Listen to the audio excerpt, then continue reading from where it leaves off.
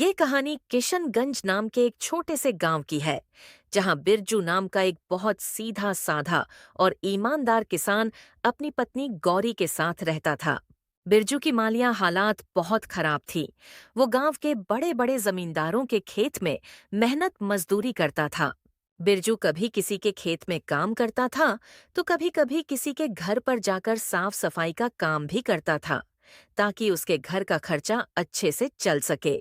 बिरजू इतनी मेहनत करता था, पर फिर भी उसके पास इतने पैसे नहीं बच पाते थे कि वो अपने और अपने पत्नी के लिए अच्छे से 2 वक्त की रोटी का भी इंतजाम कर सके।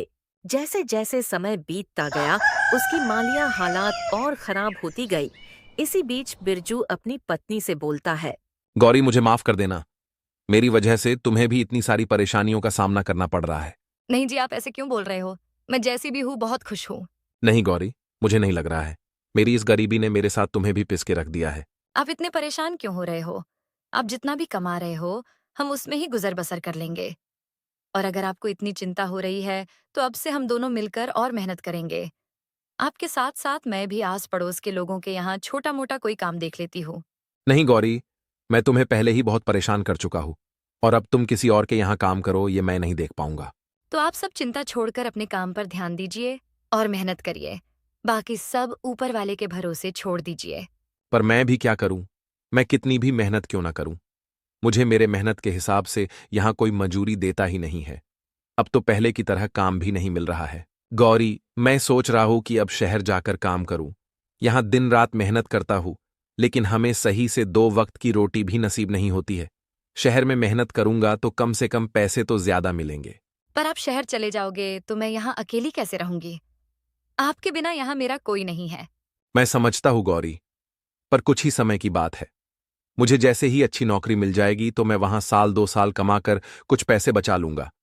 फिर उन पैसों से यह गांव में कोई दुकान खोल लूंगा, ताकि तुम्हारे साथ रह सकूं। नहीं जी, मुझे ज्यादा पैसों का लालच नहीं है। अभी मैं जिस हाल में हूँ, मैं उसी में खुश हूँ। मैं तुम्हारी भावनाओं को समझ रहा हूं गौरी, लेकिन हमारी हालत देखकर मुझे कुछ ना कुछ तो करना ही होगा। ठीक है, अगर आपको यही सही लग रहा है तो जाइए, लेकिन अपना ख्याल रखना। मैं आज आपका सामान बांध देती हूँ। आप कल चले जाना।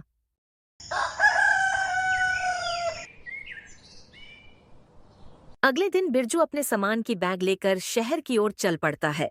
पूरे दिन चलने के बाद आखिरकार बिरजू शहर में पहुंच जाता है। जिस शहर में बिरजू काम की तलाश में गया था, वो शहर उसके लिए बिल्कुल अनजान था। उस शहर में बिरजू का ना तो कोई मित्र था और ना ही कोई सखा संबंधी। चलो, अब यहां आ तो गया हूं, पर काम ढूंढने से पहले सर छुपाने के लिए कोई जगह ढूंढ लेता हूं, ताकि आज रात तो कहीं रुक सकूं। बिरजू सबसे पहले आसपास में दिख रहे होटलों में जाकर वहां रहने के लिए बात करने जाता है। पर वो वहां से हताश होकर बाहर आ जाता है, क्योंकि बिरजू के पास इतने पैसे नहीं थे कि वो वहां का किराया दे सके। बाप रे बाप, इतना किराया एक रात रुकने का! इतने में तो मैं पूरे महीने का राशन खरीद लूं घर का। आखिरकार होटलों के चक्कर मार मार के वो परेशान हो जाता है। एक काम करता हूं, इन होटलों में रहने से अच्छा किसी भाई के यहां रुक जाता हूं। कम से कम मेरे कुछ पैसे तो बच जाएंगे। फिर बिरजू वहां से आस-पास में दिख रहे घरों में जाकर रहने के लिए बात करने जाता है। बिरजू जब एक घर के पास पहुंचा, तो वहां पहले से उस घर का मालिक बाहर बिस्तर लगाकर बैठा होता है।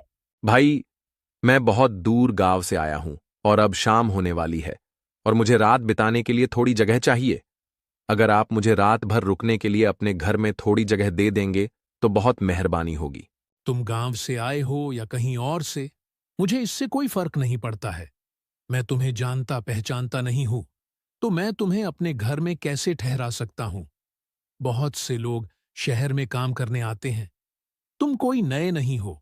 जाओ और अपना ठिकाना कहीं और ढूंढो। बिरजू को उस व्यक्ति की बातें बहुत बुरी लगती है, पर वो उसे बिना कुछ कहे वहां से चला जाता है। थोड़ी देर चलते चलते वो एक दूसरे घर के पास पहुंच जाता है, जहां एक महिला बैठी होती है। बहन, मैं बहुत दूर से आया हूं काम की तलाश में, पर अब कुछ ही देर में रात हो जाएगी, तो आज रात को रुकने के लिए जगह तलाश कर रहा हूं। क्या मैं आपके यहां आज रात रुक सकता हूं क्या? भाई, मैं आपकी मजबूरी समझ सकती हूँ, पर मेरे घर में केवल मैं और मेरी बेटी रहती है, तो मैं ऐसे ही किसी पराये मर्द को अपने घर में नहीं रुका सकती हूँ। मुझे माफ कर दीजिए। अरे कोई बात नहीं है बहन, आपकी मदद के लिए धन्यवाद। बिरजू वहां से भी निराश होकर अपने लिए दूसरे घर की तलाश में निकल जाता है। बिरजू कई घरों में जाता है, लेकिन हर कोई उसे अपने घर में ठहराने से मना कर देता है। ये सब देखकर बिरजू बहुत ही निराश हो जाता है। फिर सोचने लगता है, इस शहर में कोई भी मुझे अपने घर में ठहराने के लिए तैयार ही नहीं है। अब मैं रात में कहाँ जाऊं? मेरी तो कुछ समझ में ही नहीं आ रहा। जब इस शहर में मुझे रुकने के लिए कोई घर ही नहीं मिल रहा, तो मुझे इस शहर में काम कैसे मिलेगा? बिरजू ये सब सोच ही रहा था, तभी उसकी नजर पास वाली एक झोपड़ी पर पड़ती है। बिरजू फौरन उस घर के पास चला जाता है। बिरजू जब उस घर के पास पहुंचा तो उसने देखा अंदर एक बूढ़ी अम्मा बैठी है। बिरजू उन्हें आवाज लगाता है। अम्मा, क्या मैं आपसे 2 मिनट बात कर सकता हूँ? बिरजू की आवाज सुनकर बूढ़ी अम्मा बाहर आ जाती है। अम्मा, मैं इस शहर में काम की तलाश में आया हूं, पर कोई भी मुझे अपने घर में ठहराने के लिए तैयार ही नहीं है। बस अब आपसे ही उम्मीद है। कृपा करके आप मुझे अपने घर में रात भर रुकने की जगह दे दीजिए। बेटा, तुमने मुझे माँ कहा है, और एक माँ अपने बेटे को घर के बाहर कैसे छोड़ सकती है? चलो आओ, अंदर आ जाओ। बिरजू उस बूढ़ी अम्मा के साथ घर के अंदर चला जाता है। फिर वह अम्मा बिरजू से कहती है, बेटा, तुम इसे अपना ही घर समझो। तुम जब तक चाहो तब तक यहाँ रह सकते हो। अम्मा, इस घर में आप अकेले रहते हो क्या? आपके परिवार के बाकी लोग आपके साथ नहीं रहते हैं क्या? बेटा, मेरे परिवार में कोई नहीं है। मेरे पति तो कई साल पहले ही मुझे छोड़ के जा चुके हैं, और एक लड़का था, वो भी विदेश में जाकर रहता है। इस घर में मैं अकेली रहती हूँ। माँ, अब आप चिंता मत कीजिए, मैं हूं ना आपके साथ। अब आप इस घर में अकेली नहीं हैं। अब से आप मुझे अपना बेटा ही समझिए। बेटा, तू बहुत अच्छा इंसान है, देखने में भी बहुत भला लगता है। इस शहर में बहुत होशियारी से रहना, क्योंकि यहाँ बहुत ठग रहते हैं। वे नए आदमी को देखकर उसे ठग लेते हैं। ठीक है अम्मा, मैं ध्यान रखूंगा, आप परेशान मत होइए। बेटा, वैसे तुमने कोई काम देखा है या देखना बाकी है? अम्मा, मैं कल शहर में नौकरी ढूंढने जाऊंगा, और हो सकेगा तो आपके घर के आसपास में ही किराए पर घर ले लूंगा, ताकि आपके आसपास रहकर आपकी देखभाल कर सकूं। नहीं बेटा, तुम्हें किराए पर दूसरा घर लेने की जरूरत नहीं है। तुम जब तक चाहो मेरे इस घर में रह सकते हो, क्योंकि तुम रहोगे तो कम से कम मुझे ऐसा लगेगा मेरा बेटा मेरे पास है। हाँ अम्मा, ये तो बहुत अच्छा रहेगा, पर मैं एक शर्त पर आपके घर पर रुकूंगा कि मैं जो किराया किसी और को देने वाला था, वो मैं आपको दूंगा। ठीक है बेटा, चलेगा।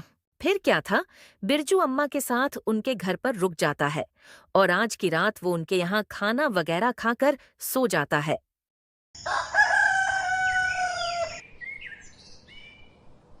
अगली सुबह सुबह बिरजू काम की तलाश में निकल जाता है। जल्दी ही उसे एक सेठ के गोदाम पर काम मिल जाता है। बिरजू कभी भी सेठ के किसी भी काम से इनकार नहीं करता था और वो हर काम को लगन और ईमानदारी से करता था। बिरजू के काम के प्रति मेहनत और लगन को देखकर सेठ बिरजू से बहुत खुश रहते थे। बिरजू को इतनी मेहनत करते देख सेठ बिरजू की पगार भी बढ़ा देते हैं। बिरजू अपनी कमाई से सिर्फ उतना ही खर्च करता था जितने की उसे जरूरत होती थी, और बाकी बचे हुए पैसे को वो एक छोटी सी थैली में बचत किया करता था। शहर में काम करते करते बिरजू को अब कुछ दिन बीत जाते हैं। ऐसे ही एक दिन बिरजू अम्मा के घर के बाहर बैठे बैठे सोचता है, जब मैं 10,000 रुपए जमा कर लूंगा, तब मैं पूरे पैसे लेकर अपनी पत्नी के पास चला जाऊंगा। फिर गांव में कोई अच्छी सी दुकान खोल लूंगा, ताकि गांव में अपने पत्नी के पास रह सकूं।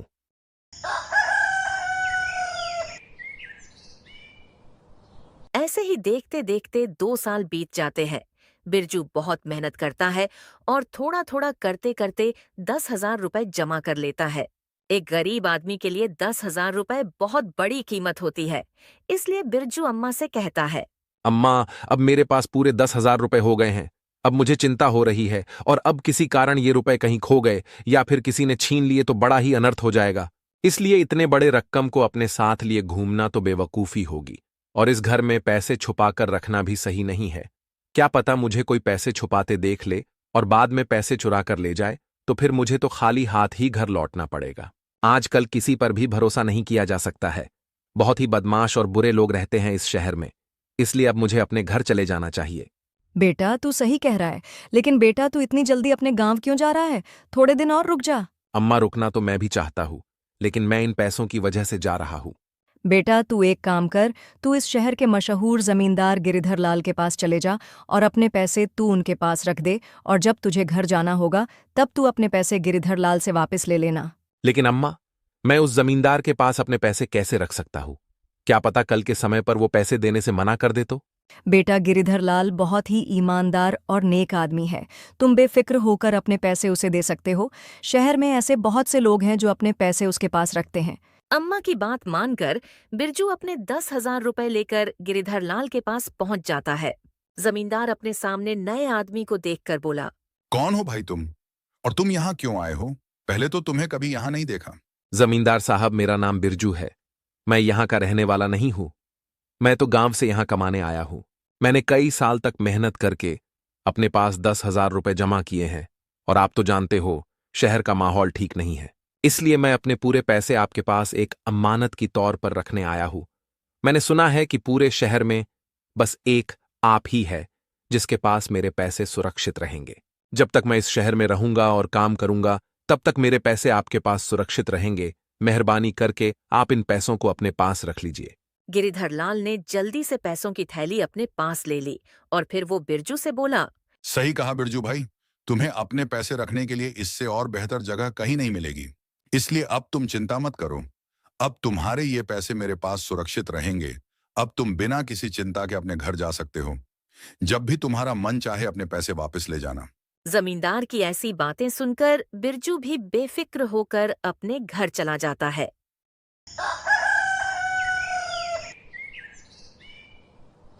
फिर कुछ समय और बीत जाता है।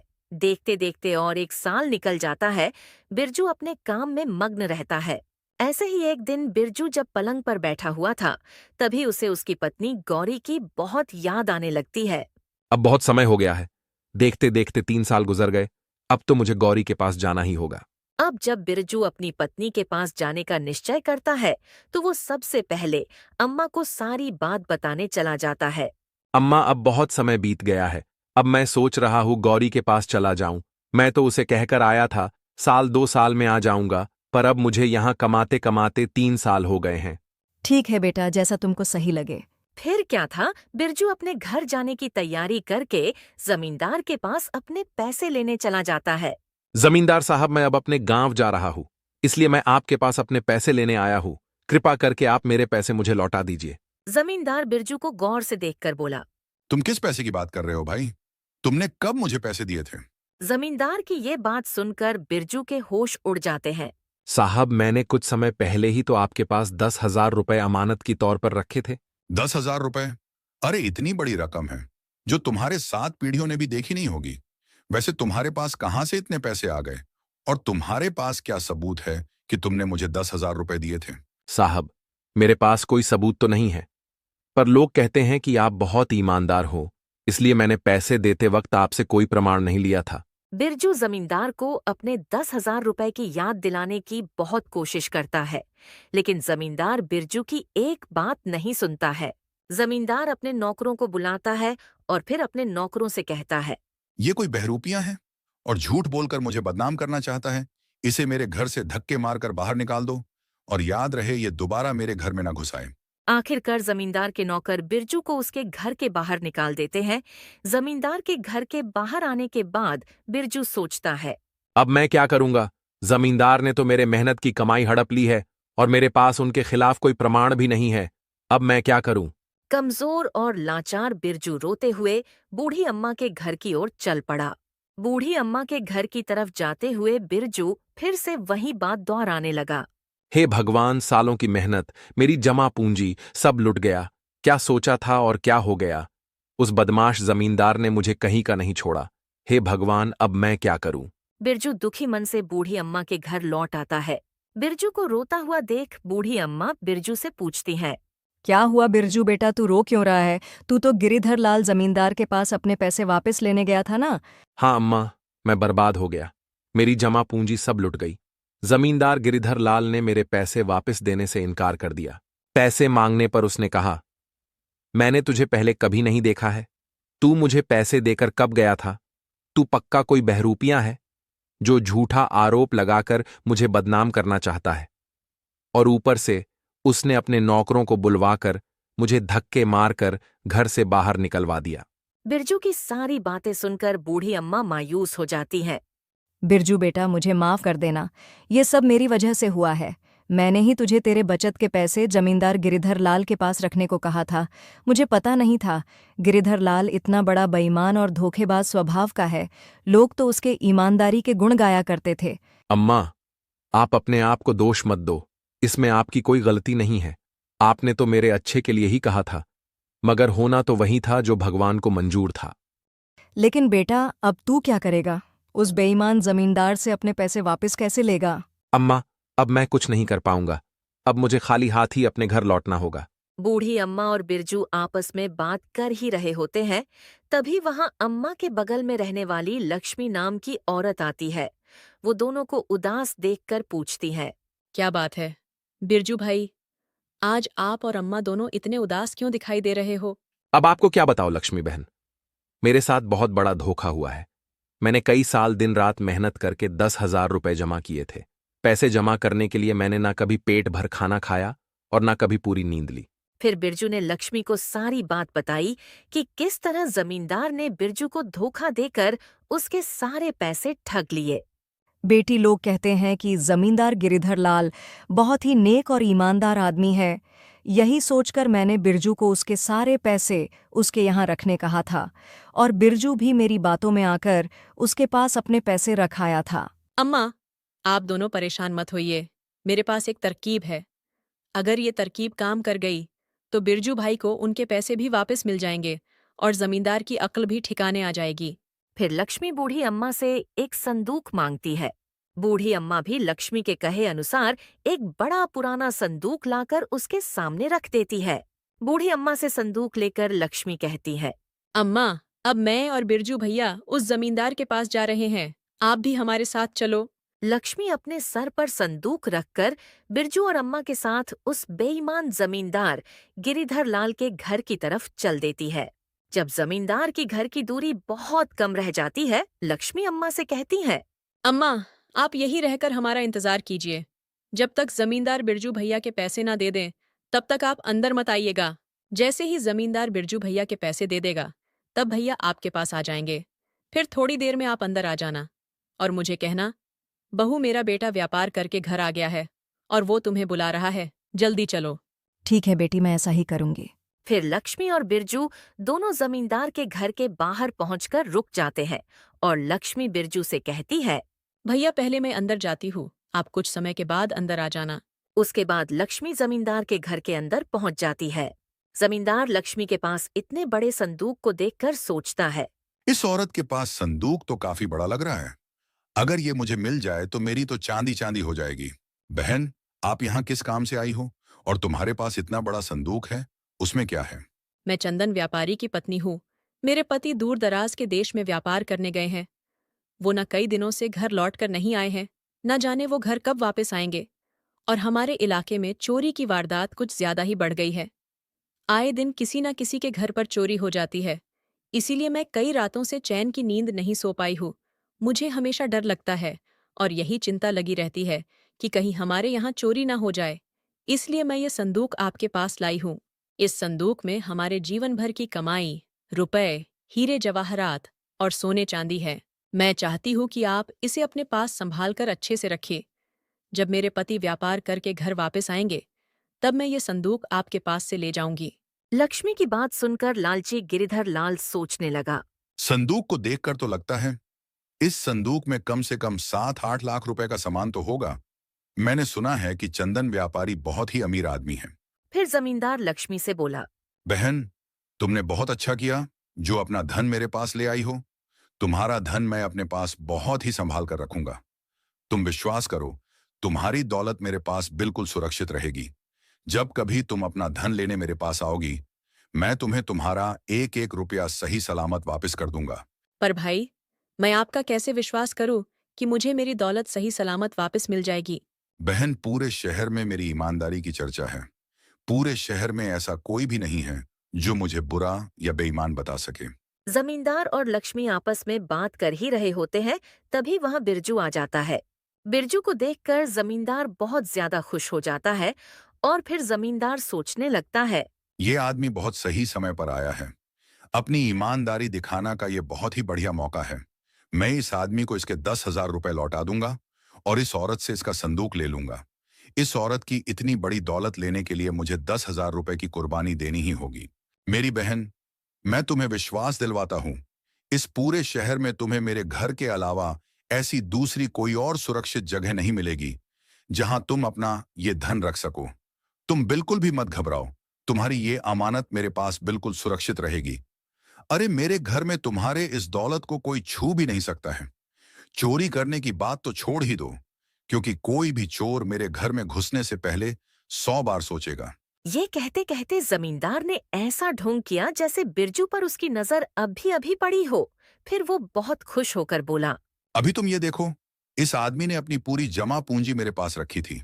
सुबह ही ये अपनी जमा पूंजी मेरे पास लेने आया था, पर उस समय मुझे याद नहीं आया तो मैंने इसे चोर समझकर भगा दिया था। पर फिर जब मैंने अपने दिमाग पर बहुत जोर डाला, तब कहीं जाकर मुझे इसका चेहरा याद आया। भाई, तुमने बहुत सही किया जो तुम अपने रुपए वापस लेने चले आए, वरना मैं अभी अपने नौकर को तुम्हें बुलाने भेजने ही वाला था। इस आदमी को तो मैं बहुत अच्छे तरह से जानती हूँ।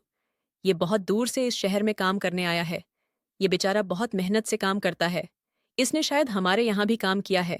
इसने बहुत मेहनत करके ये पैसे कमाए हैं। क्या तुम इस आदमी को जानती हो? फिर तो किसी बात की चिंता करने की जरूरत ही नहीं है।